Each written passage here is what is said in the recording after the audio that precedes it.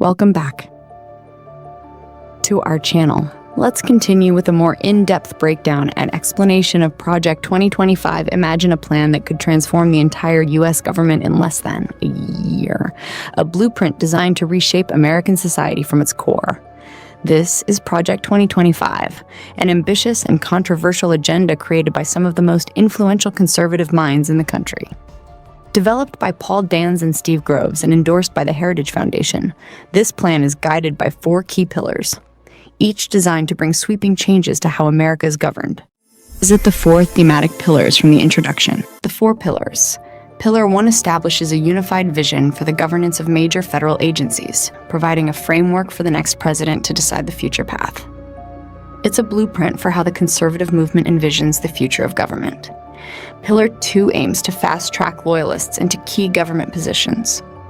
A personnel database is being created to recruit and vet candidates, ensuring that the next administration is staffed with individuals fully aligned with conservative principles. Pillar 3 sets up the Presidential Administration Academy, a training ground where these candidates will learn how to govern according to the principles laid out in Project 2025. It's a crash course in conservative governance. And finally, Pillar 4, the playbook. This is where the real action happens. It includes detailed transition plans for every federal department, with implementation set to begin on January 1st, 2025. The promise to America. At the heart of this blueprint is a promise to restore what conservatives see as the lost values of America. In the foreword of Project 2025, Kevin D. Roberts, president of the Heritage Foundation, delivers a powerful warning. Roberts paints a grim picture of liberal America, accusing the political class of dishonesty and corruption. He goes further, launching a direct attack on LGBTQ+ rights and diversity, framing gender identity and what he calls wokenesses as morally corrosive threats to American children. This is more than just rhetoric. It's a cultural battle plan. Roberts identifies 4 major fronts in the conservative fight to reshape America. The 4 fronts.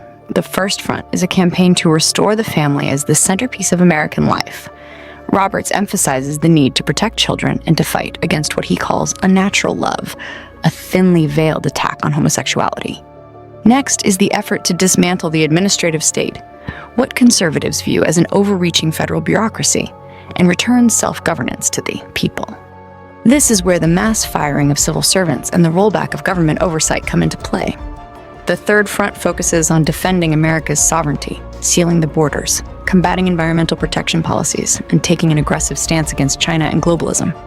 Finally, the fourth front seeks to secure God-given individual rights by limiting what Roberts and other conservatives call special rights for LGBTQ+ individuals, and promoting ordered liberty, where civil rights can be restricted to maintain public order.